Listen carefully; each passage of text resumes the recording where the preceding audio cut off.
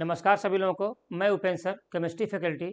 तो आज हम लोग डिस्कस करने जा रहे हैं ऑल इंडिया नीट टेस्ट 15 का, जिसमें पेपर हम लोग हिंदी में डिस्कस करेंगे। 51 to 75 क्वेश्चन, यानी कि 25 क्वेश्चन मैं करूंगा और 76 से लेकर के 100 क्वेश्चन यानी कि 25 क्वेश्चन शिल्पा मैम आप लोगों को हिंदी में पेपर डिस्कस करेंगे। ठीक है ना। तो पेपर का जो पैटर्न है वो बहुत अच्छा है। सभी क्वेश्चन एनसीईआरटी बेस्ड बने हुए हैं। एग्जाम्पलर के क्वेश्चन रखे गए हैं। आपके सभी क्वेश्चन एनसीईआरटी बेस्ड हैं। तो हम लोग डिस्कस करें उसके पहले जो हमारा मिशन है 2025 का, अब पढ़ने का अधिकार सबको, डॉक्टर बनने का अधिकार भी सबको, हमारे आदरणीय डॉक्टर एसपी सिंह सर के मुहिम के तहत इसको हम लोग कंटिन्यू कर रहे हैं और हम लोग आगे भी कंटिन्यू करते रहेंगे। ठीक है ना। तो आइए बात करते हम लोग हैं 51 क्वेश्चन की। देखिए क्या दिया हुआ आपका, Fe3O4 में आयरन की ऑक्सीकरण संख्या क्या होगी। देखिए भैया, Fe3O4 में आयरन की ऑक्सीकरण संख्या क्या होगी। तो देखिए, अगर हम लोग Fe3O4 की बात करें तो Fe3O4 में अगर इसको हम लोग क्या करें, डिसोसिएट करें, तो क्या होगा आपका FeO प्लस क्या बन जाएगा आपका Fe2O3 हो जाएगा। यहाँ पे इसका ऑक्सीडेशन नंबर पूछ रहा है और इसका ऑक्सीकरण अंक पूछ रहा है। हम जानते हैं कि एक ऑक्सीजन पे जनरली कितना चार्ज होता है, -2 चार्ज होता है। तो जिसका निकालना होता है उसको हम लोग x मान लेते हैं। तो x माइनस किसके लिए, इस पे 2 चाहते, x -2 is equal to 0। x is equal to कितना हो जाएगा, जब ये इधर जाएगा तो प्लस का 2 में हो जाएगा। तो क्या होगा आपका, यहाँ पे जो ऑक्सीडेशन नंबर आएगा प्लस का 2 हो जाएगा। यहाँ बात करें तो यहाँ पे देखिए ऐसे निकलेगा 2x plus 3 into -2 is equal to 0। 2x minus 6 is equal to 0। 2x is equal to 2x is equal to, जब ये इधर जाएगा तो 0 प्लस 6 क्या होगा, प्लस का 6 हो जाएगा। और x इज इक्वल टू कितना आएगा, प्लस का 6 डिवाइड बाई 2 कितना आ जाएगा, प्लस का 3। इसका मतलब इस आयरन पे कितना होगा, प्लस का 3 हो जाएगा। इसका मतलब इसको हम लोग क्या बोलते हैं, फेरस ऑक्साइड बोलते हैं, और इसको हम लोग क्या बोलते हैं, फेरिक ऑक्साइड बोलते हैं। तो यहाँ पर Fe3O4 में प्रत्येक आयरन का ऑक्सीकरण अंक जो होगा +2 और प्लस का 3 होगा। तो देखिए यहाँ पे क्या होगा, प्लस का 2 और क्या होगा, प्लस का 3।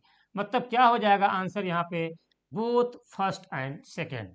अगर यहीं पे क्वेश्चन पूछ देता आपसे कि औसत ऑक्सीकरण अंक किसके लिए, आयरन के लिए, मतलब एवरेज ऑक्सीडेशन नंबर ऑफ क्या, आयरन के लिए, तो 3 आयरन की बात करते तो हम लोग ऐसे निकालते 3x plus 4 into -2 is equal to, इसके ऊपर कोई चार्ज नहीं है तो 0 लिख देंगे। यहाँ पे 3x minus 8 is equal to 0। 3x is equal to, जब इधर जाएगा तो 0 प्लस 8 प्लस का 8 हो जाएगा। और x is equal two plus 8 divide by 3 हो जाएगा। इसका मतलब सर क्या होगा, यहाँ पे एवरेज ऑक्सीडेशन नंबर, या बोले हम लोग औसत ऑक्सीकरण अंक किसके लिए, आयरन के लिए 8/3 होगा। लेकिन इसमें कोई आंसर दिया नहीं है, इसलिए हमको प्रत्येक का आंसर निकालना था। और प्रत्येक में आयरन का ऑक्सीकरण अंक क्या होगा, +2 और क्या हो जाएगा, प्लस का 3 हो जाएगा। तो answer first is the right answer आपका हो जाएगा। ठीक है, चलिए देखिए क्या लिखा हुआ है। यदि मैग्नीशियम नाइट्रेट का जल में 1/2 मान 2.5 है तो उसके संगुणन की मात्रा होगी। तो यहाँ पे जब हम लोग जानते हैं क्या, देखो मैग्नीशियम नाइट्रेट क्या होगा आपका, MgNO3 का आपका क्या होगा, आपका होल ट्वाइस। यहाँ पे जब इसको हम लोग डिसोसिएट करेंगे तो क्या होगा आपका, Mg पे प्लस का 2 प्लस 2 NO3 माइनस। ठीक, तो यहाँ पे जो देखो, यहाँ पे 2 है, यहाँ पे 1 है। इसका मतलब क्या होगा आपका, यहाँ पे आपका n की वैल्यू कितनी हो जाएगी, n इज इक्वल टू कितना हो जाएगा आपका 3 आयंस हो जाएंगे। अब यहाँ पे एक फार्मूला होता है क्या, संगुणन की मात्रा I is equal to, formula होता है I is equal to 1 plus n-1 into क्या होता है, अल्फा। अब यहाँ पे n की वैल्यू कितना है, 3 है, तो यहाँ पे 1 प्लस 3 माइनस 1 क्या होगा, अल्फा। यहाँ पे क्या हो जाएगा, 1 प्लस 2 अल्फा हो जाएगा।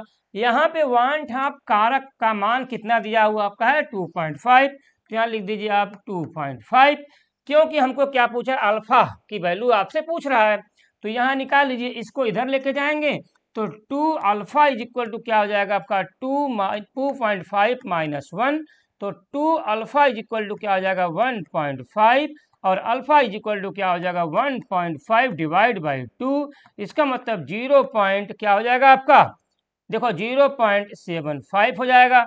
और इसको अगर हम लोग 100 से मल्टीप्लाई कर देंगे तो कितना हो जाएगा आपका 75% आपका हो जाएगा।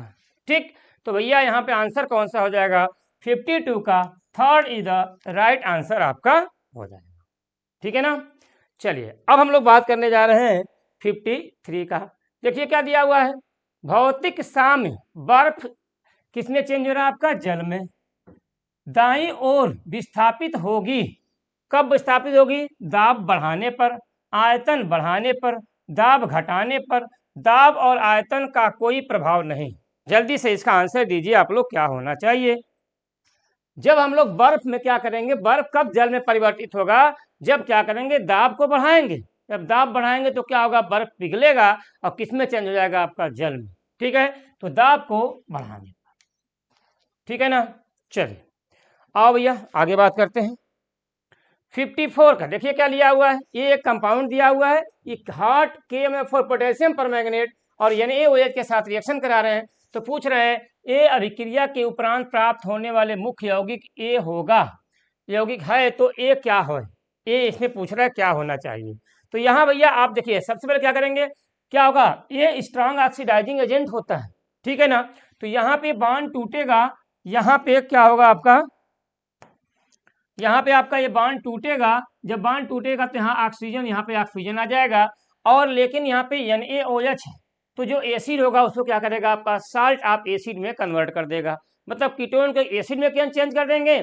अब कीटोन जब एसिड में चेंज हो जाएगा तो क्या होगा आपका, वहाँ पे NaOH के साथ जब हम लोग रिएक्शन कराएंगे तो यहाँ पे क्या होगा आपका, यही बन जाएगा क्या आपका थर्ड, ये आपका ओपन चेन हो जाएगा। तो देखो यहाँ पे क्या होगा आपका, यहाँ पे डबल बॉन्ड O आ गया, डबल बॉन्ड O आ गया, और यहाँ पे क्या था एसिड था, और यहाँ पे क्या फिर आपका Na आ गया। ठीक है, तो यही आपका क्या होगा आपका करेक्ट आंसर हमारा हो जाएगा। ठीक है ना। चलिए आइए बात करते हैं 55 का। देखिए क्या दिया हुआ है, मानक इलेक्ट्रोड विभव का मान इस प्रकार है, ये दिया हुआ है आपका। तो पूछ रहा है यदि Fe+2, Fe+3 और Fe के ब्लॉक एक साथ रखे जाएं तो निम्नलिखित में से कौन सा कथन सत्य होगा। तो बताइए आप लोग कौन सा कथन यहाँ पे सत्य होगा, जल्दी से बताइए आप लोग। आइए देखिए यहाँ पे क्या होगा, देखिए पहला क्या दिया हुआ आपका है, Fe+3 की सांद्रता बढ़ जाएगी, Fe+3 की सांद्रता घट जाएगी, Fe+2 ऑब्लिक Fe+3 की सांद्रता का मान नियत रहेगा, Fe+2 की सांद्रता घट जाएगी। तो देखो भैया यहाँ पे क्या करेंगे, यहाँ पूछ रहा है आपसे क्या कि तो क्या कथन सत्य होगा। तो यहाँ पे हमेशा आप याद रखिएगा, यहाँ पे बात करेंगे तो देखो यहाँ पे निगेटिव वैल्यू आपका है, देखो +2 से यहाँ पे किस में जा रहे हैं आपके 0 में, मतलब यहाँ पे भी रिडक्शन हो रहा है, और यहाँ +3 से +2 में जा रहे हैं, इसमें भी क्या हो रहा है आपका रिडक्शन हो रहा है, मतलब में क्या अपचयन हो रहा है। पूछ रहा है क्या यहाँ पे किसकी सांद्रता घट रही है, तो देखो यहाँ रिडक्शन तो हो रहा है, निगेटिव वैल्यू है, लेकिन यहाँ क्या हो रहा है ऑक्सीडेशन हो रहा है। तो मतलब क्या हुआ कि Fe+3 की सांद्रता क्या होगी यहाँ पे बढ़ेगी घटेगी, देखो घट रही है, मतलब क्या ऑक्सीडेशन है, और क्या हो रहा है रिडक्शन, तो क्या होगी सांद्रता इसकी घट जाएगी। ठीक है ना, तो यहाँ पे क्या होगा आपका Fe+3 की सांद्रता क्या हो जाएगी आपकी घट जाएगी। ठीक है ना। चलिए अब हम लोग बात करने जा रहे हैं 56 की। देखिए क्या दिया हुआ है, निम्न अभिक्रिया का उत्पाद होगा, देखिए यहाँ पे दिया हुआ है। तो पूछ रहा है आपसे क्या, देखिए दिया होगा क्या C6H5 MgBr, जब हम इसके साथ रिएक्शन करा रहे हैं तो पूछ रहा है प्रोडक्ट मतलब उत्पाद क्या बनेगा। यहाँ देखिए फिनाल दिया हुआ है, यहाँ पे आपका ये दिया हुआ है, फिर आपका ये, फिर आपका बेंजीन दिया हुआ है। तो देखिए अगर हम लोग मेथी क्या बोलते हैं फेनिल मैग्नीशियम ब्रोमाइड की रिएक्शन अगर हम लोग किसके साथ करा दें, यहाँ पे CH3CHOH के साथ रिएक्शन कराएंगे तो आपका देखिए यहाँ पे क्या होगा आपका, यहाँ से ये बॉन्ड टूटेगा, जब बॉन्ड टूटता है तो यहाँ प्लस यहाँ पे क्या होगा माइनस हो जाएगा, और यहाँ हम लोग बात करेंगे तो यहाँ पे क्या बन जाएगा, निगेटिव के साथ पॉजिटिव जाएगा। अब पॉजिटिव के पास कौन सा आ जाएगा, यहाँ ये बॉन्ड टूटेगा तो हाइड्रोजन उसके पास चला जाएगा।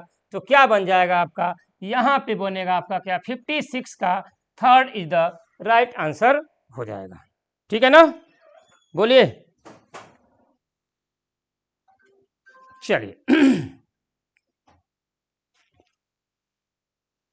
आइए बात करते हैं 57 की। तो देखिए 57 में क्या दिया हुआ है, 57 दिया, निम्नलिखित में से कौन से अभिकारकों के समूह से एनी साल उत्पन्न होगा। एनी साल पूछ रहा है आपसे, तो बताइए एनी साल किससे उत्पन्न होगा। तो यहाँ अगर हम लोग बात करें तो यहाँ पे देखिए, अगर हम लोग देखिए एनी साल की बात कर रहा है, मतलब एनी साल कैसे उत्पन्न होगा, जिसको हम लोग बोलते हैं मिथाक्सी बेंजीन। तो मिथाक्सी बेंजीन कैसे उत्पन्न होगा, जब हम लोग क्या लेंगे, फिनाल लेंगे। और अगर फिनाल लेते हैं तो देखो यहाँ पे क्या होगा, ये भी है ये भी है, दो ही फिनाल दिख रहे हैं आपको। तो देखो भैया चलो हम लोग, अगर हम लोग फिनाल ले लेते हैं तो देखो भैया C6H5OH कि जब हम लोग रिएक्शन कराएंगे किसके साथ, बताइए, NaOH के साथ। देखो अगर NaOH ले लें या न्यूट्रल ले लें, तो अगर चलो हम लोग NaOH लेते हैं, अगर हम लोग NaOH लेंगे तो यहाँ से H2O निकल जाएगा और क्या बन जाएगा आपका, सोडियम फिनॉक्साइड। मतलब क्या बन जाएगा यहाँ पे, C6H5ONa सोडियम फिनॉक्साइड बन जाएगा। और सोडियम फिनॉक्साइड को अगर हम लोग क्या कराएंगे, फिर हम लोग क्या करा दें, CH3I मिथाइल आयोडाइड के साथ रिएक्शन कराएंगे तो ये बांड यहाँ से टूटेगा और ये बांड यहाँ से टूटेगा, तो यहाँ पॉजिटिव आएगा, यहाँ निगेटिव आता है, तो यहाँ निगेटिव यहाँ पॉजिटिव होगा। तो देखो क्या हो जाएगा आपका, यहीं पे आपका बन जाएगा क्या है आपका ये OCH3, जिसको हम लोग कहते हैं यहाँ पे क्या आ जाएगा आपका NaI सोडियम आयोडाइड। क्या आ जाएगा आपका NaI। तो इसी को हम लोग क्या बोलते हैं, मिथाक्सी बेंजीन। क्या बोलते हैं, मिथाक्सी बेंजीन बोलते हैं। मिथाक्सी बेंजीन को हम लोग क्या बोलते हैं, एनिसॉल। क्या बोलते हैं, एनिसॉल हम लोग बोलते हैं। ठीक है ना। तो देखो भैया किससे हो रहा है आपका, यही आपका है जिससे आपका बनेगा एनिसॉल। ठीक है ना। चलिए आइए बात करते हैं हम लोग हैं 58 का। देखिए क्या लिखा, निम्नलिखित में से कौन सा यौगिक अपचयन के बाद प्राथमिक एल्कोहल उत्पन्न नहीं करेगा। प्राथमिक एल्कोहल कौन उत्पन्न नहीं करेगा, देखो दिया प्रोपेनल, प्रोपेनोइक अम्ल, मेथिल प्रोपेनोएट, प्रोपेन 2-ओन। बताइए आप लोग, प्रोपेन 2-ओन की बात करेंगे। देखो प्रोपेन 2-ओन, देखो प्राथमिक एल्कोहल की बात करें तो 1 डिग्री से एल्कोहल, 2 डिग्री से क्या बोलते हैं, कीटोन। तो देखो उत्पन्न, देखो प्राथमिक एल्कोहल उत्पन्न नहीं करेगा। तो प्रोपेन 2-ओन की बात करें, अगर हम लोग बात करें CH3C double bond O CH3, तो देखो भैया अगर इसका हम लोग अपचयन कराएं तो अपचयन कराएंगे तो यहाँ पे क्या होगा, यहाँ पे 2H, यहाँ पे क्या होगा 2H। इसका मतलब क्या हो जाएगा आपका, यहाँ पे CH3 CH2 और यहाँ पे क्या होगा आपका CH3 प्लस क्या हो जाएगा आपका H2O। लेकिन क्या पूछ रहा है, प्राथमिक एल्कोहल उत्पन्न नहीं करेगा। तो देखो भैया कौन उत्पन्न नहीं करेगा, देखो जो आपका क्या होता है प्रोपेन 2-ओन का अगर हम लोग क्या करा दें, अपचयन करा दें, रिडक्शन करा दें, इसका मतलब क्या, बांड तोड़ेंगे और हम लोग क्या 2H उधर 2H नीचे जोड़ देंगे हम लोग। जब हम लोग जोड़ देंगे तो यहाँ पे क्या होगा, यही जो होगा आपका प्रोपेन 2-ओन होगा, जो आपका क्या बनेगा, आपका प्राथमिक एल्कोहल उत्पन्न हमारा नहीं करेगा। ठीक है ना, बोलिए। चलिए आइए बात करते हम लोग है, पूछा गया 59, एक्स एंड वाई में परिवर्तन द्वितीय कोट का पालन करता है। यदि एक्स की सांद्रता 4 गुनी कर दी जाए तो क्रिया की दर होगी 8 गुना, 12 गुना, 16 गुना, 34 गुना।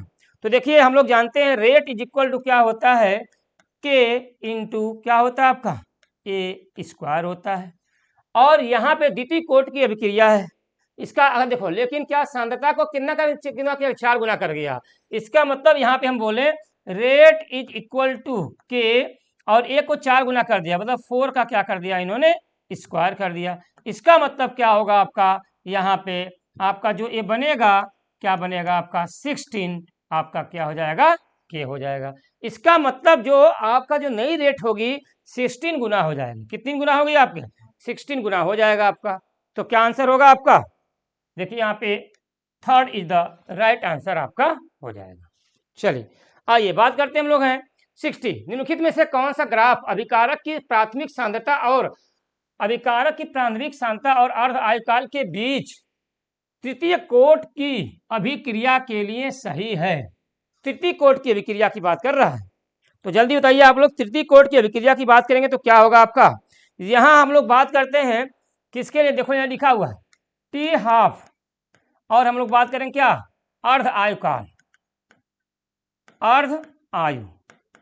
तो याद रखिएगा तृतीय कोट और अर्ध आयुकाल की बात करते हम लोग हैं, तो यहाँ पे याद रखिएगा इसको बढ़ाएं, सॉरी इसको हम ऐसे लिख दें और अच्छा रहेगा।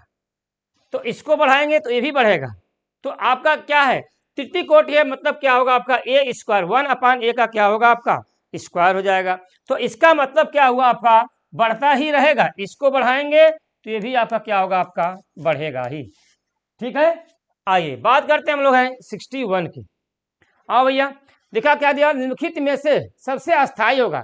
सबसे अस्थायी की बात करेंगे तो जो आपकी एरोमेटिसिटी को फॉलो करते हैं वही क्या होते हैं? सबसे अस्थायी होते हैं।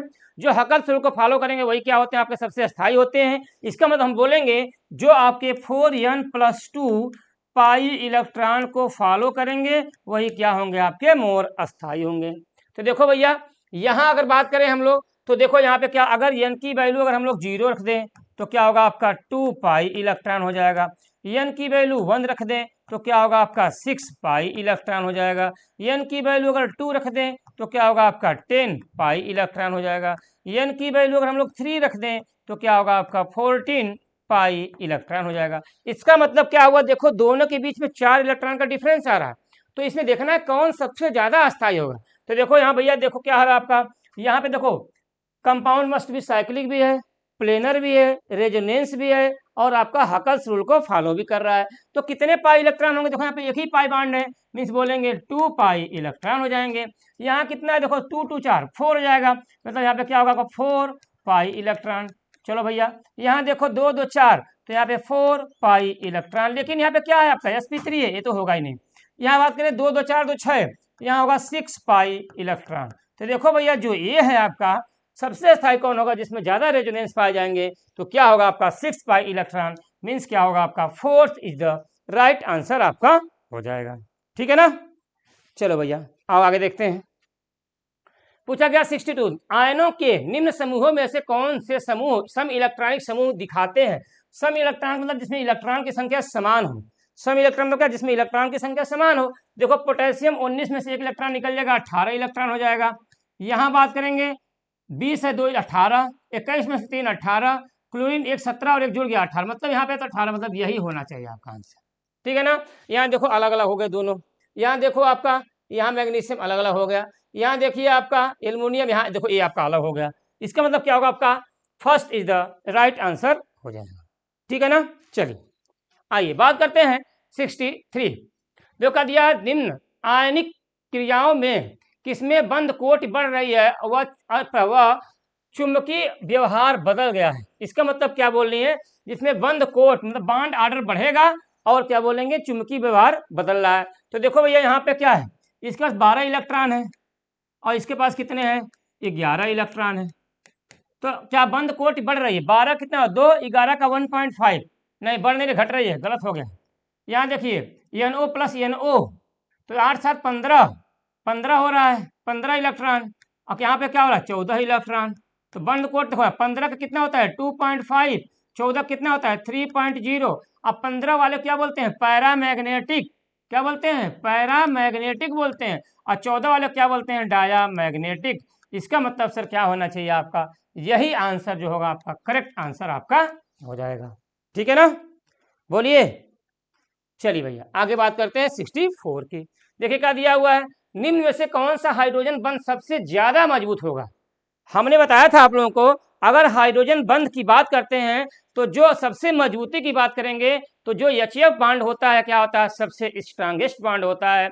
और H2 में क्या होते हैं? मैक्सिमम हाइड्रोजन बॉन्डिंग पाई जाती है। ठीक है ना? तो यहाँ जो HF होगा आपका, वहां पे हाइड्रोजन बंध सबसे ज्यादा मजबूत होता है HF। क्यों? क्योंकि इसकी इलेक्ट्रोनेगेटिविटी सबसे ज्यादा होती है। ठीक है सर? आइए बात करते हैं हम लोग हैं 65 की। इनमें से कौन सा अयौगिक सिस ट्रांस समावता प्रदर्शित करेगा। तो सिस ट्रांस के लिए कार्बन कार्बन के बीच में डबल बॉन्ड होना चाहिए और इससे जुड़े हुए दोनों ग्रुप आपके क्या होना चाहिए, आपके डिफरेंट होना चाहिए। अगर डिफरेंट होगा तभी आपका सिस और आपका ट्रांस आइसोमेरिज्म आपका शो करेगा। तो देखो भैया यहाँ पे क्या दिया हुआ आपका है, 2 ब्यूटीन दिया हुआ आपका, 2 ब्यूटाइन, 2 ब्यूटेनॉल, ब्यूटेनॉल। तो कौन सा आंसर हो जाएगा आपका, बताइए। पहला ही आंसर सही है, 2 ब्यूटीन हो जाएगा। अगर 2 ब्यूटीन की बात करेंगे तो यहीं पे सिस और ट्रांस आइसोमेरिज्म आपका शो कर देगा। देखिए कार्बन कार्बन डबल बॉन्ड, यहाँ हाइड्रोजन, यहाँ पे CH3, यहाँ पे हाइड्रोजन और क्या ले लेंगे हम लोग CH3। अगर सेम साइड में हम लोग इसे काटेंगे तो अगर दोनों सेम साइड में है तो क्या बन जाएंगे, सिस फॉर्म, और इसी को अपोजिट कर देंगे तो क्या बन जाएंगे आपके ट्रांस फॉर्म। ठीक है ना। चलिए आइए बात करते हैं हम लोग हैं, दिया हुआ 66 का। 298 केल्विन पर अपने तत्वों से कार्बन मोनोऑक्साइड की संश्लेषण अभिक्रिया के लिए delta H minus delta E का मान होगा। हम लोग जानते हैं एक फार्मूला होता है, देखिए किसके लिए, कार्बन मोनोऑक्साइड की बात कर रहा है। तो भैया देखो यहाँ पे कार्बन सॉलिड के फॉर्म में होना चाहिए, प्लस आपका हाफ O2 ये गैस के फॉर्म में होगा, और क्या बन जाएगा आपका CO, कार्बन मोनोऑक्साइड एक आपकी गैस बन जाएगी। अब सर आपको समझने वाली बात यह है कि अगर हम लोग इसकी बात करें तो यहाँ पे एक फार्मूला होता है, हम लोग पढ़ते हैं क्या, delta H is equal to delta E plus क्या होता है, डेल्टा NG/RT।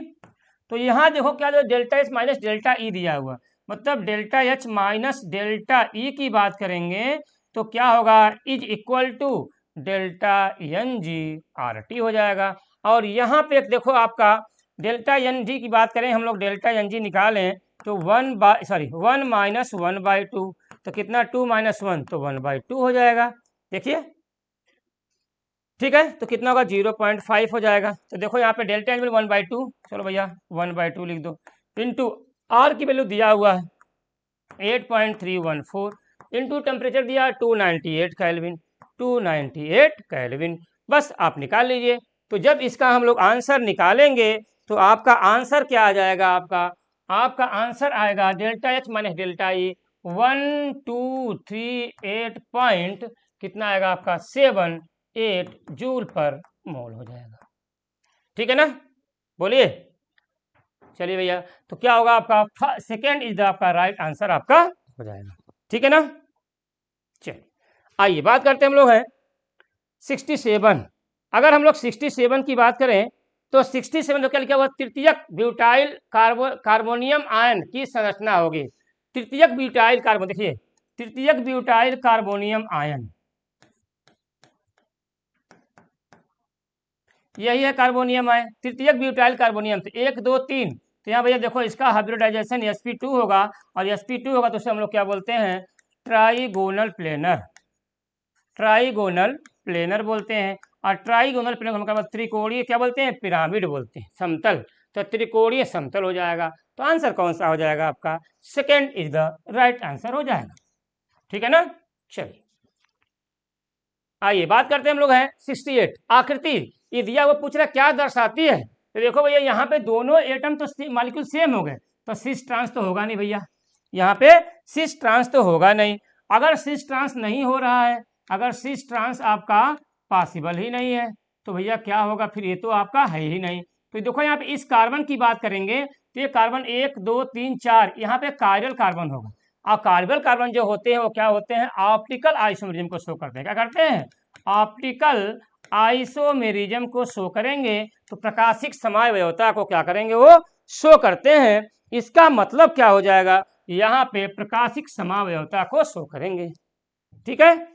चलिए अब हम लोग बात करने जा रहे हैं 69 का। देखो क्या लिया हुआ है, जब कार्बन परमाणु की संकरण sp3 से sp2 और फिर sp2 हो जाता है तो संकरित कक्षों के बीच बंद होगा। क्या बंद होना चाहिए, तो याद रखिएगा यहाँ पे अगर हम बात करें percentage yes character, percentage yes character directive प्रभाव क्या होता है आपका, electronegativity difference delta EN, electronegativity difference. इसका मतलब जिसका परसेंटेज यस कैरेक्टर सबसे ज्यादा, उसका क्या होता है आपका इलेक्ट्रोनिगेटिविटी वैल्यू उतनी ज्यादा होती। तो यहाँ देखो 50% हो रहा है, 50% यस कैरेक्टर, यहाँ कितना होगा 33.3% यस कैरेक्टर, यहाँ कितना होगा आपका 25% यस कैरेक्टर, मतलब बढ़ रहा है, तो उत्तर उत्तर क्या होगा आपका बढ़ ही रहा है। ठीक है, चलिए आइए बात करते हैं 70। देखिए क्या दिया हुआ आपका है 3.60 मोलरिटी सल्फ्यूरिक अम्ल विलयन के लिए जिसमें 29% सल्फ्यूरिक अम्ल द्रव्यमान है, आणविक द्रव्यमान 98 का घनत्व होगा।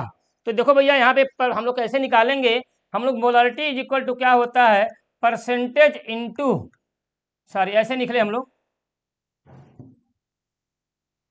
परसेंटेज इंटू 10 इंटू डेंसिटी अपान क्या होगा आपका मोलर मास।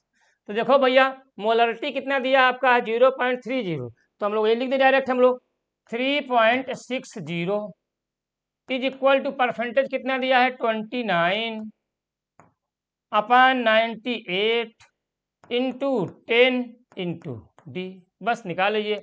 तो डी की वैल्यू आपसे पूछ रहा है, तो डी की वैल्यू आपकी कितनी आ जाएगी, काट पीट देंगे तो यहाँ पे हम लोग ऐसे लिख दें 3.60 इंटू 98 अपान 290। तो जब इसको हम लोग सॉल्व करेंगे तो आपकी वैल्यू जो हमारी आएगी वो कितनी वैल्यू हमारी आ जाएगी बताइए 1.22 आ जाएगा, 1.22, ठीक ना। बस ग्राम पर क्या होगा आपका घनत्व डेंसिटी पर ठीक ना 1.22 आ जाएगी, तो क्या होगा आपका 1.22 हो जाएगा, ठीक है ना।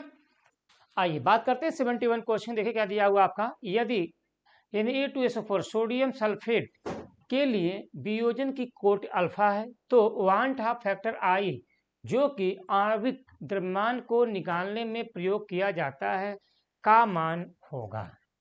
इसका मतलब क्या होता है आई इज इक्वल टू क्या होता है 1 प्लस n-1 इंटू अल्फा, और यहाँ पे Na2CO3 sorry Na2SO4 sodium sulphate को अगर हम लोग डिसोसिएट करते हैं तो 2Na प्लस क्या बन जाएगा आपका SO4 -2। तो यहाँ पे जो n की जो हमारी वैल्यू आएगी n इज इक्वल टू कितना हो जाएगा आपका 3, 2 और 1 3 हो गया। यहाँ देखते हैं 1 प्लस यहाँ पे कितना है 3, थोड़ा हम ऐसे लिख दें 3 माइनस 1 इंटू अल्फा, तो कितना हो जाएगा 1 प्लस 2 अल्फा हो जाएगा।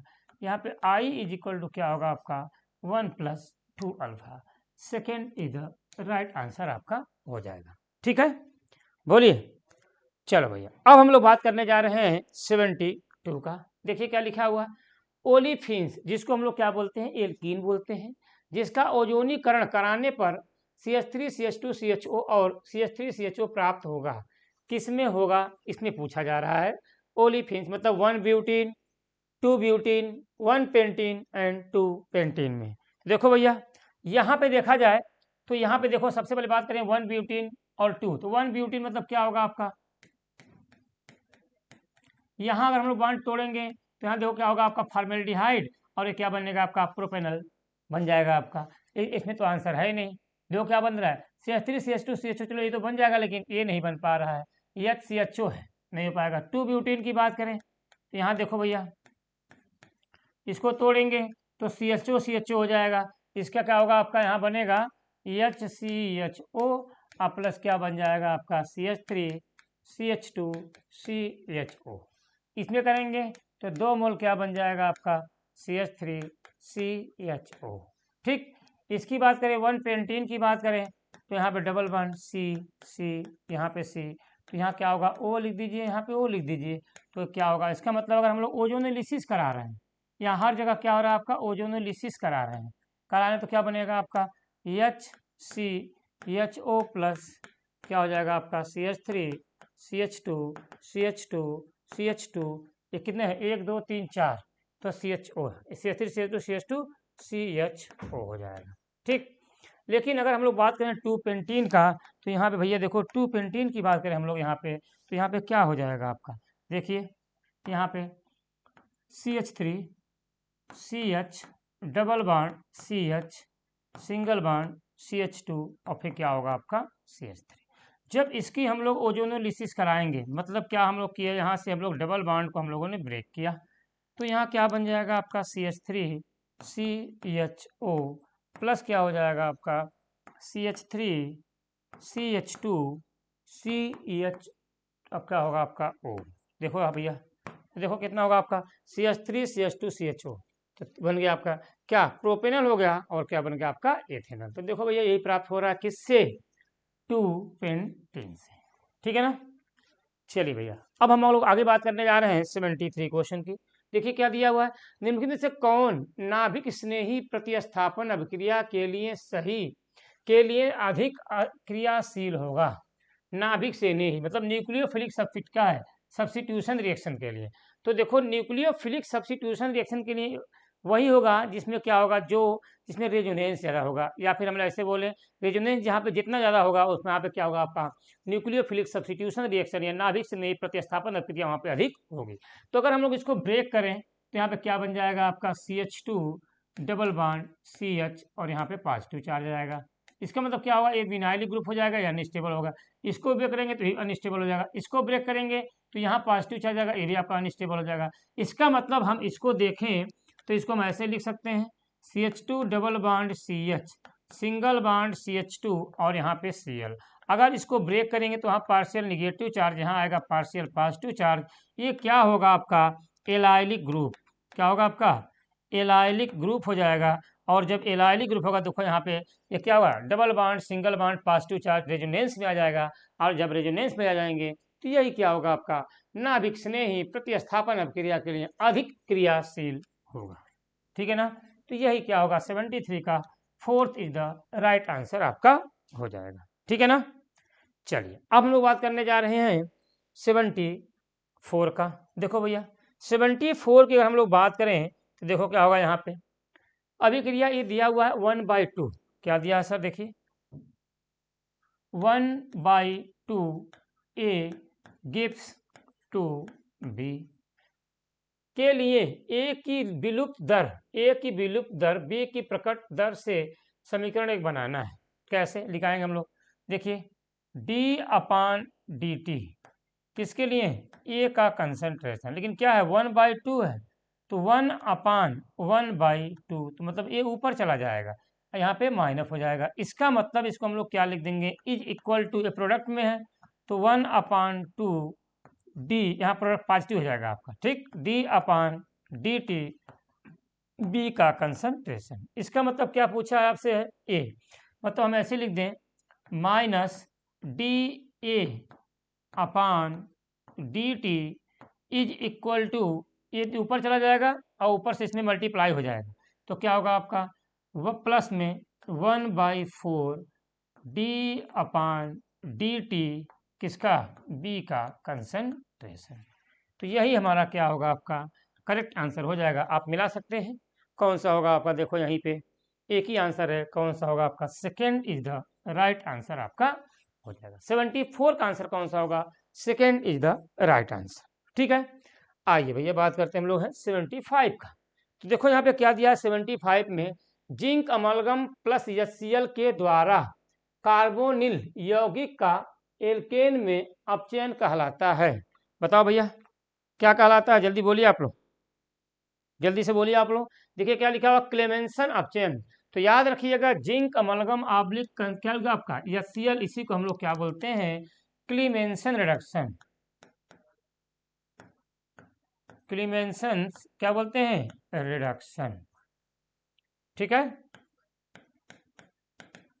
क्लीमेंसन अपचयन बोलते आप लोग, ठीक है ना। और यही क्या होता है आपका कीटोनिक ग्रुप को, जैसे कीटोनिक ग्रुप को अगर हम लोग ले लेंगे जिंक अमलगम आब्लिक HCl ले लेते हैं तो CO को किस में चेंज कर देगा आपका CH2 में चेंज कर देगा। तो ये क्या होता है, यही होता है आपका अपचयन कर देगा, इसी को हम लोग क्या बोलते हैं, क्लीमेंसन रिडक्शन बोलते हैं। तो यही क्या है आपका फर्स्ट इधर राइट आंसर हो जाएगा। यहाँ पे बात करें उल्फ-किस्नर रिडक्शन की और वुड्सअप क्रिया की। वुड्सअप क्रिया में क्या होता है, क्या बोलते हैं, sodium oblique dry ether reagent हम लोग यूज करते हैं, सिमेट्रिकल एल्केन का फॉर्मेशन होता है। और उल्फ-किस्नर रिडक्शन में क्या होता है, NH2 NH2 लेते हैं और स्ट्रांग बेस लेते हैं, तो ये आपका नहीं, क्या सिर्फ इसमें आएगा एल्केन में कन्वर्ट करने का काम कौन करता है? देखो यहाँ पे एल्केन में कन्वर्ट कर दिया आपका कौन, आपका क्लीमेंसन रिडक्शन, ठीक है ना। तो ये रहे हमारे 51 to 75 क्वेश्चन जिसको हम लोगों ने हिंदी में डिस्कस किए। तो पेपर आप लोगों का बहुत ही अच्छा बना हुआ है, सभी एनसीईआरटी बेस्ड क्वेश्चन बने हुए हैं। तो अगर किसी क्वेश्चन में आपको प्रॉब्लम हो तो उसको देख लीजिएगा और उसको इम्प्रूव करने की कोशिश करिएगा, ताकि अगर ऐसा क्वेश्चन अगर आए नीट के एग्जाम में तो हम ऐसी गलती न करें कि हमारा ये क्वेश्चन गलत होने का मतलब जानते ही आप लोग हैं कि मतलब बहुत बच्चों से हम लोग पीछे हो जाएंगे। तो फिर हम लोग अगले टेस्ट में मिलते हैं। जय हिंद, जय भारत, नमस्कार। Hello students, welcome to the new light Prayas. I hope आप सभी बहुत अच्छे होंगे और बहुत अच्छे से अपने नीट की प्रिपरेशंस भी कर रहे होंगे। तो आज हम लोग एक पेपर डिस्कशन लेकर आए हैं जिसका नाम है नीट टेस्ट नंबर 15। तो यहाँ पर जो केमिस्ट्री सेक्शन है उसमें स्टार्टिंग के जो क्वेश्चन है यानी कि 51 to 75 का डिस्कशन आपको उपेंद्र सर ने करवाया है और उसके बाद का डिस्कशन यानी कि 76 to 100 का डिस्कशन मैं करवाने वाली हूँ। तो जल्दी से देखते हैं क्वेश्चन नंबर 76 क्या बोल रहा है। ठीक है, आप देखो यहाँ पर बोला गया है कि निम्न अभिक्रिया में ए और बी का स्वभाव ज्ञात करना है। यानी कि ये अभिक्रिया दे रखी है, HBr से अभिक्रिया हो रही है तो A प्राप्त होता है कोई प्रोडक्ट, और HBr तथा HNO की उपस्थिति में, अल्ट्रावायलेट रेस की उपस्थिति में अभिक्रिया होती है तो कोई B उत्पाद हमें प्राप्त होता है। ठीक, सबसे पहली चीज HBr यानी कि ये मार्कोनी कर्व की बात हो रही है।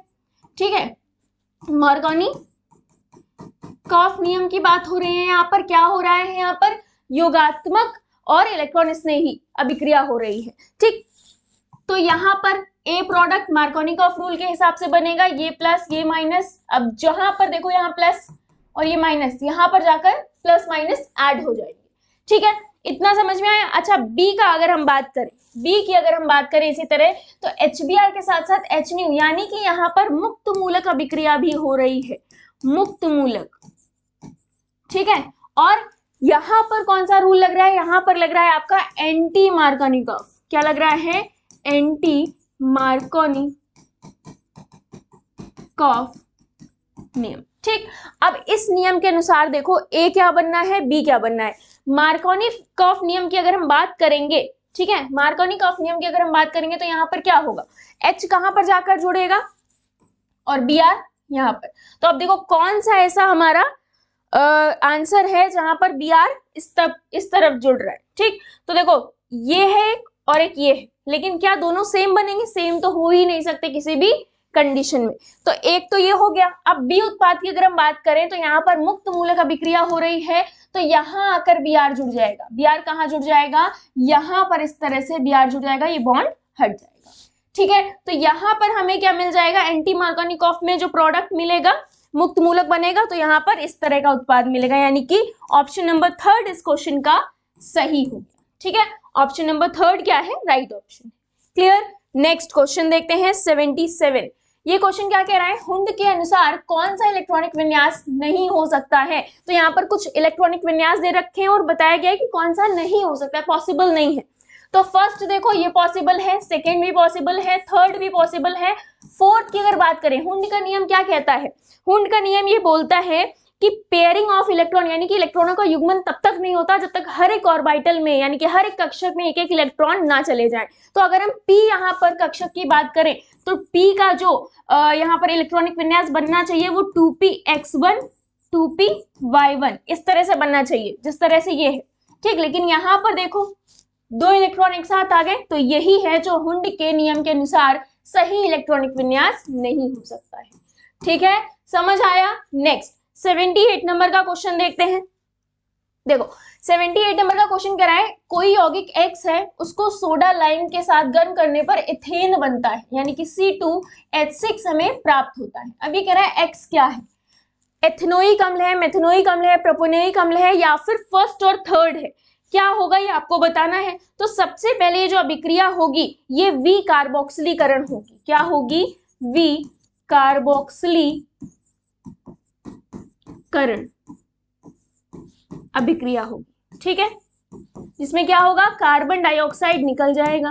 अब ये अभिक्रिया होती है प्रोपेनोइक अम्ल के साथ। किसके साथ होती है, प्रोपेनोइक अम्ल के साथ। अगर हम बात करें तो यहाँ पर बन जाएगा आपका C2H5OH COOH C2H5COOH और किसकी उपस्थिति में अभिक्रिया हो रही है, ये डीकार्बोक्सिलेशन यानी कि विकार्बोक्सिलीकरण जो होता है वो आपका NaOH और CaO की उपस्थिति में। ठीक, बना क्या पता है हमें, इथेन बना। तो एक्स यौगिक की बात करी गई थी, ये है आपका एक्स यौगिक, ठीक है, C2H5COOH और साथ ही साथ कार्बन डाइऑक्साइड निकली तो उसके साथ जो सह उत्पाद बनेगा वो Na2CO3 बनेगा। डन, तो आंसर क्या हो गया, option number third is the right answer. Clear है, प्रोपेनोइक अम्ल यहाँ पर सही उत्तर हो जाएगा। नेक्स्ट क्वेश्चन की तरफ बढ़े, 78 सभी को क्लियर है। चलो नेक्स्ट क्वेश्चन 79, ये क्या कह रहा है, दिए गए तत्वों के तृतीय आयनन ऊर्जा का सही क्रम बताओ। अब ये तत्व कौन कौन से हैं, बोरॉन, कार्बन और नाइट्रोजन। चलो इनका इलेक्ट्रॉनिक विन्यास पहले देखते हैं। बोरॉन, कार्बन और नाइट्रोजन इस तरह से लिखते हैं 1s2 2s2 2p1, क्योंकि 5 होता है, 6 और यहाँ पर 7, ठीक है, इस तरह से होता है। अब अगर यहाँ पर देखें 1s2 2s2 2p2 हो जाएगा। सेम नाइट्रोजन के लिए 1s2 2s2 2p3। ठीक, फर्स्ट आयनाइजेशन एनर्जी की अगर हम बात करें, पहली आयनन ऊर्जा की, तो यहां से एक इलेक्ट्रॉन निकलेगा इसमें, ये तो पहली हो गई, ठीक है।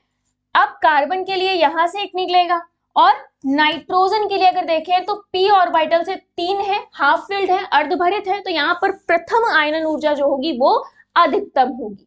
अब लेकिन हमें पता क्या करना है, तृतीय आयनन ऊर्जा। अब मान लो ये इलेक्ट्रॉन्स निकल गए, बचा कौन, ये वाला कॉन्फ़िगरेशन बचा। ठीक, सेकेंड के लिए बात हो रही है ये, यहां पर भी 1s2 2s2 2p1। सेम अगर हम यहां पर बात करें 1s2 2s2 2p2। अब देखो दूसरे में यहां से इलेक्ट्रॉन निकालना टफ होगा, इसकी आयनन ऊर्जा अधिक होगी, द्वितीय आयनन ऊर्जा। यहां पर देखो इजिली निकल जाएगा, यहां पर भी इजिली निकल जाएगा। अब तृतीय की अगर हम बात करें तो यहां से निकालना, देखो तृतीय में 2s1 बन जाएगा ना, ये अगर ध्यान से देखो तो यहां से इजिली निकल गया, ठीक है, तो बोरॉन इजिली निकल गया। अब यहाँ पर देखो 2s2, यहाँ पर 2 इलेक्ट्रॉन है और ये नाभिक के पास भी है, तो यहाँ सबसे ज्यादा टफेस्ट होगा, यानी कि इसकी तृतीय ऊर्जा जो होगी, तृतीयक ऊर्जा वो ज्यादा होगी, आयनन ऊर्जा। क्लियर, किससे ज्यादा होगी, बोरॉन से।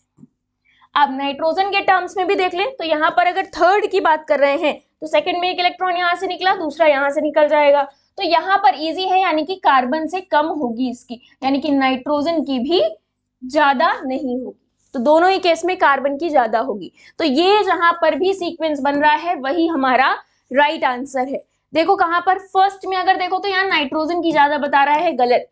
सेकंड में अगर देखोगे तो यही हमारा राइट आंसर हो गया, second option is the right answer. Done, समझ आ गया। चलो नेक्स्ट 80 नंबर का क्वेश्चन कह रहा है, जो फ्रीडल क्राफ्ट अभिक्रिया होती है उसमें AlCl3 का क्या काम होता है। AlCl3 का काम होता है इलेक्ट्रॉन स्नेही को बनाना, इलेक्ट्रोफिलिक जो होते हैं उनको बनाने का काम होता है, यानी कि ऑप्शन नंबर थर्ड यहाँ पर राइट हो गया। क्लियर, समझ आया। चलो तो यानी कि थर्ड ऑप्शन इसका राइट है। 81 की अगर हम बात करें, 81 नंबर का क्वेश्चन क्या कह रहा है, निम्न में से कौन सी क्वांटम संख्या नहीं हो सकती है। तो क्वांटम संख्या के लिए अगर हम बात करें, n का मान समथिंग मान लो कुछ है, ठीक, n का मान अगर हम 3 के लिए फर्स्ट केस माने 3 है, ठीक, तो l का मान हमेशा एक कम होगा, यानी कि n-1 होगा। सेम इसी अगर हम सीक्वेंस की बात करें, m का मान क्या होता है, तो m का मान l के प्लस माइनस l होता है, क्या होता है, प्लस माइनस l। सेम चौथी क्वांटम संख्या की अगर हम बात करते हैं तो s का मान होता है प्लस माइनस हाफ। जो इस रूल को फॉलो कर रहा होगा वो सही होगा, लेकिन पूछा क्या गया, नहीं हो सकती है। तो अगर हम फर्स्ट ऑप्शन देखें तो एक कम ये है और इसकी -1 से +1, तो यानी कि कुछ भी हो सकती है, ठीक है। सेकंड की अगर हम बात करें तो n बराबर 3 है, l बराबर 2 है, ये भी ठीक है।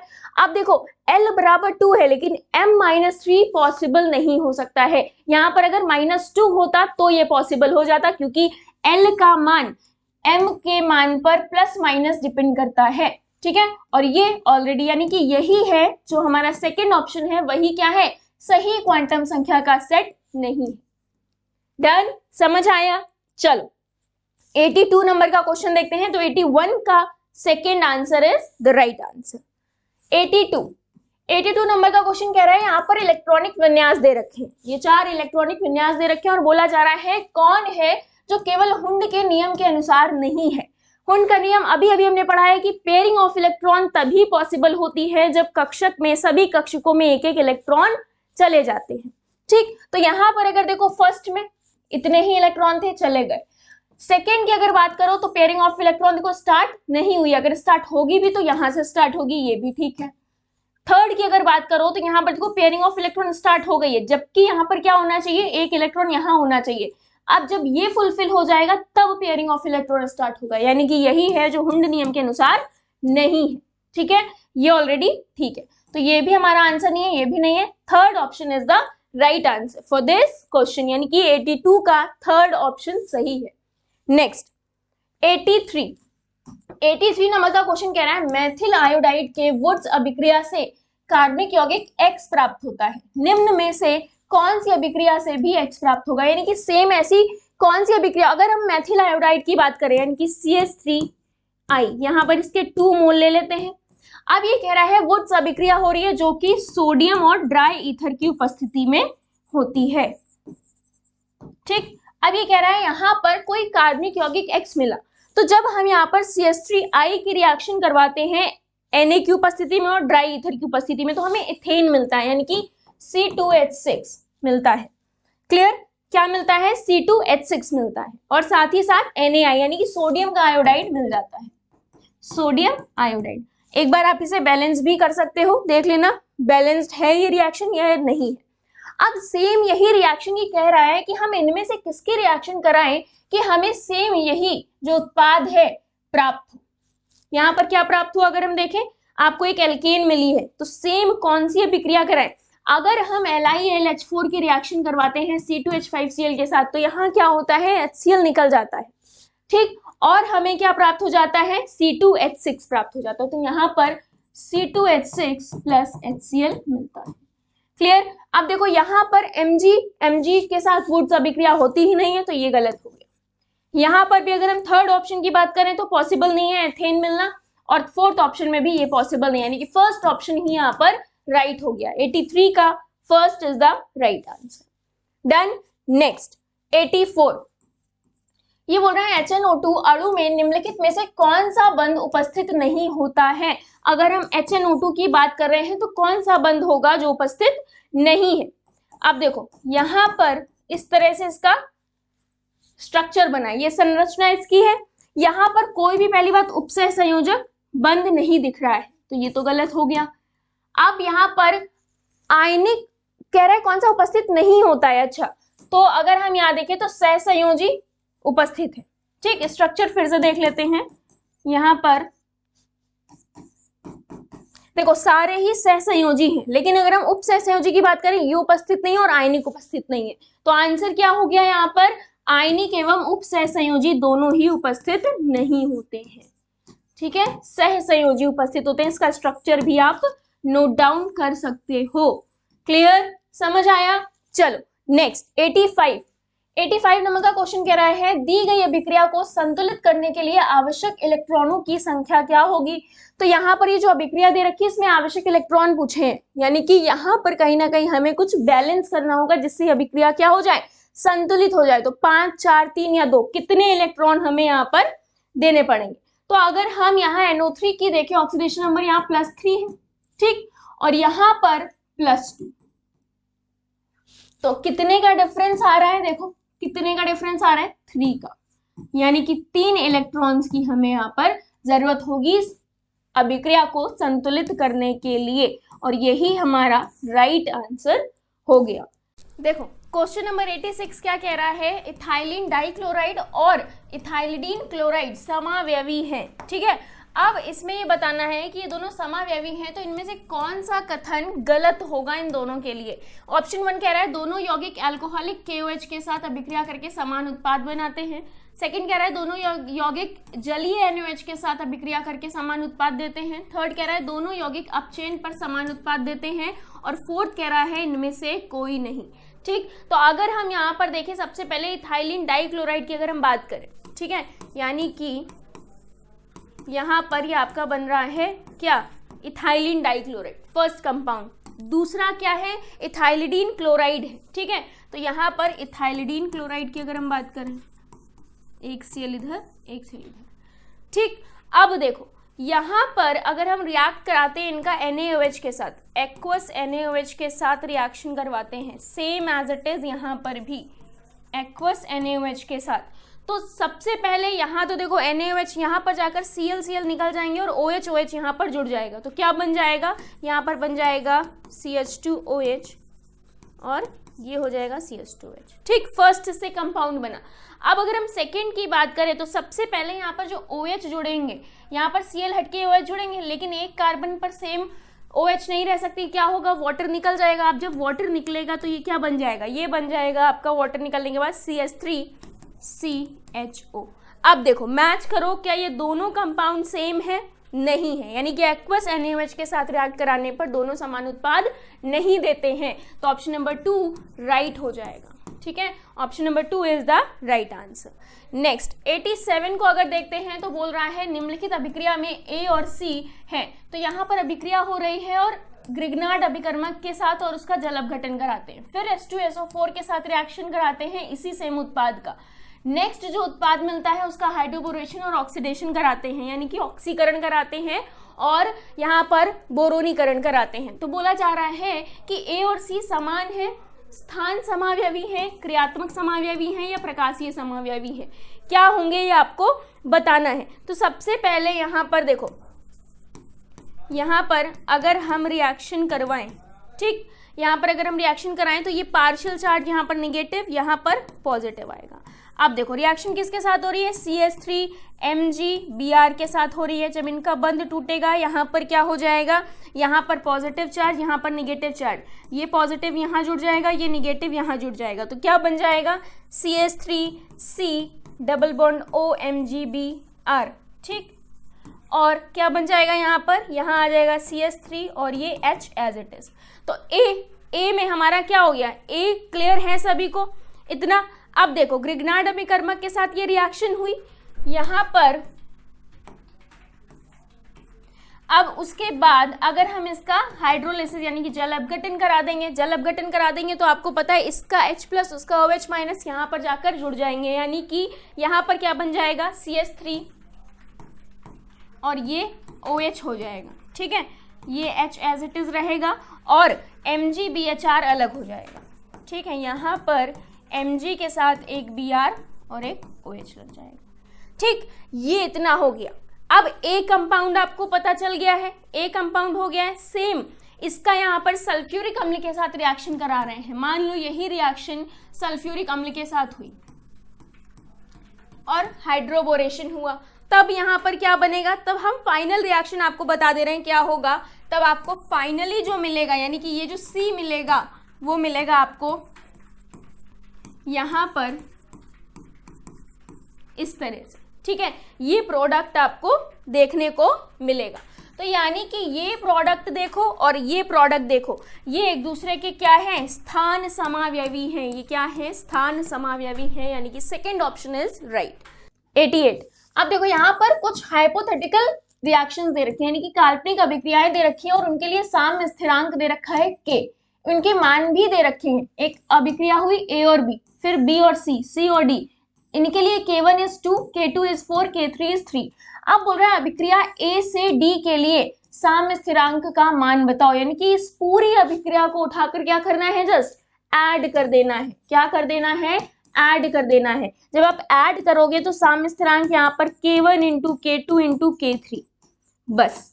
अब इनके मान क्या है, K1 का मान क्या है 2, K2 का मान है 4, K3 का मान है 3, तो 4 दूनी 8 त्रे 24। यही आ गया फाइनल साम्य स्थिरांक A से D की अभिक्रिया के लिए, यानी कि थर्ड ऑप्शन यहाँ पर राइट ऑप्शन हो गया। समझ आया? चलो नेक्स्ट नंबर का क्वेश्चन देखते हैं। 90 नंबर का क्वेश्चन क्या बोल रहा है, 1.0 इंटू 10⁻³ मीटर पर सेकेंड के वेग से गतिमान किसी प्रोटॉन की तरंग दैर्घ्य जो कि नैनोमीटर में है, ठीक है, कितनी होगी, उसका भार यानी कि जो प्रोटॉन है उसका भार दे रखा है 1.67 इंटू 10⁻⁻27 kg। और h क्या होता है, प्लांक नियतांक होता है जिसका यहाँ पर मान दे रखा है। तो पूछा क्या गया है यहाँ पर, तरंग दैर्घ्य पूछी गई है, वो भी किसमें, नैनोमीटर में पूछी गई है। ठीक है, तो आपको फॉर्मूला क्या पता है इसके लिए, लैम्डा इक्वल्स टू क्या होता है, h/mv। अब आपको सब कुछ पता है, यहाँ पर जस्ट उठाकर कैलकुलेट कर देना है। h की वैल्यू 6.6 इंटू 10⁻34 होती है। अपॉन में मास, किसके मास की बात हो रही है यहाँ पर देखो, तो यहाँ पर प्रोटॉन के मास की बात हो रही है। कितना होता है, 1.67 इंटू 10⁻27 होता है। ठीक, 10⁻27 इंटू, अगर हम वेग की बात करें, v, वेग कितना दे रखा है, 1.0 इंटू 10⁻3। अब यहाँ पर इसे कैलकुलेट कर लो। जब आप इसे कैलकुलेट करोगे तो you will get the value कितनी, 0.40 नैनोमीटर। इसे कैलकुलेट कर लेना। ठीक है, जब आप इसे कैलकुलेट कर लोगे तो आपको आंसर मिल जाएगा। चलो नेक्स्ट 91 नंबर का क्वेश्चन देखते हैं। सेकेंड ऑप्शन इस तरह से राइट हो जाएगा। देखो जो फॉर्मूला यूज हुआ है वो यही फॉर्मूला यूज हुआ है, बस खेल किस चीज का है, कैलकुलेशंस का है। डन। नेक्स्ट 91 नंबर का क्वेश्चन कह रहा है, निम्नलिखित में से सर्वाधिक सहसंयोजक लक्षण वाला यौगिक कौन होगा। ठीक, सहसंयोजक लक्षण यानी कि फजान रूल की अगर हम बात करें उस हिसाब से जिसका धनायन अगर हम देखेंगे हाइयर होगा।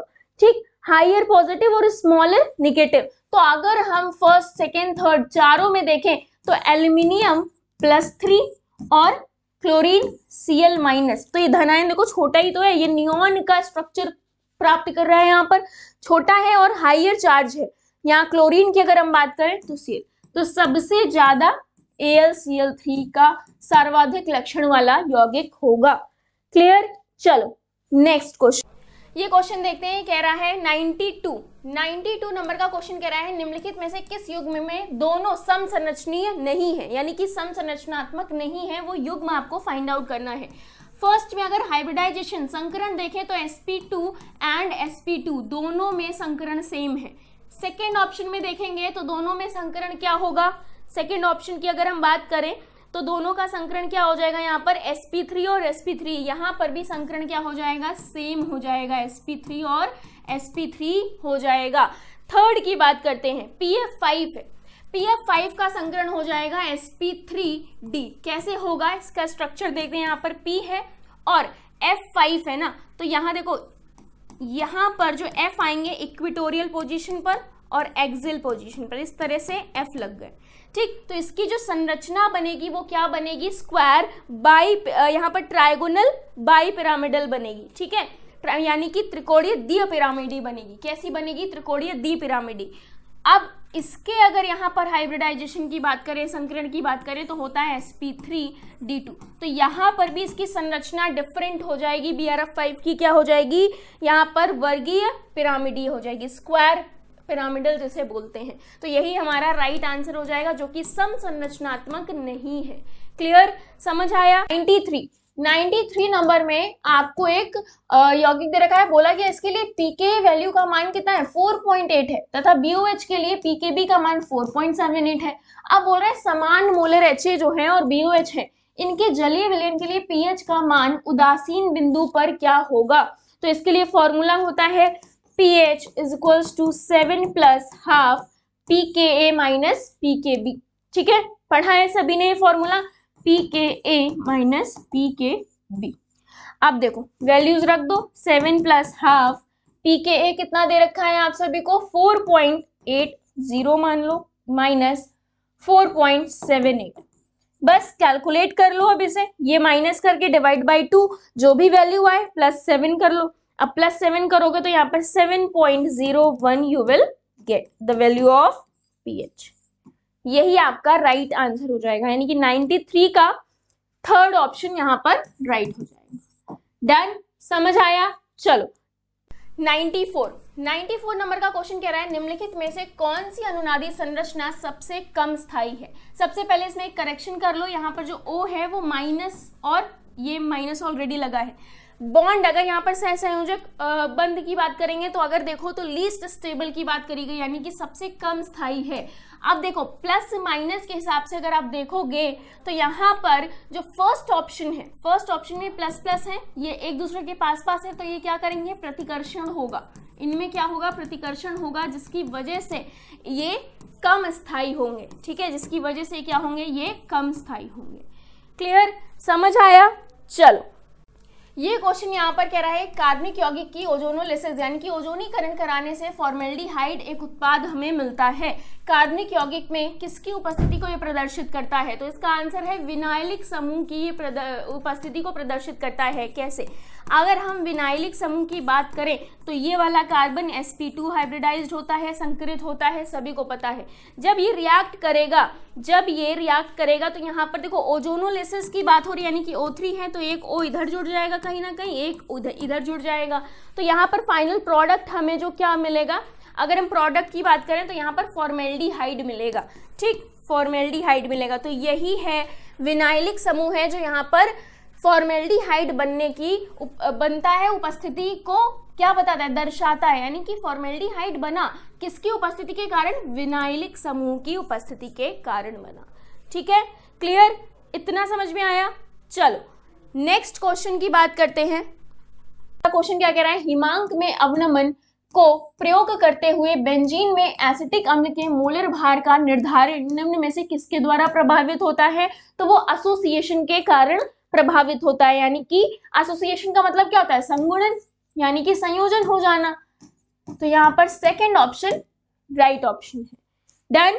नेक्स्ट 97 ये कह रहा है दिया है, अब यहाँ पर 3 रिएक्शन दे रखी है और सबके लिए यहाँ पर मान दे रखा है E0 का plus 0.77 volt, minus 1.66 volt, plus 1.09 volt. ठीक, अब ये बोल रहा है कि इलेक्ट्रोड विभव जो होता है, इलेक्ट्रोड विभव के लिए क्या करना है, उसको ध्यान में रखते हुए अपचायक क्षमता का सही क्रम आपको बताना है। यानी कि रिड्यूसिंग पावर की बात हो रही है, जहां भी रिड्यूसिंग पावर की बात आ जाए तो आपको क्या देखना है, कौन ज्यादा निगेटिव है।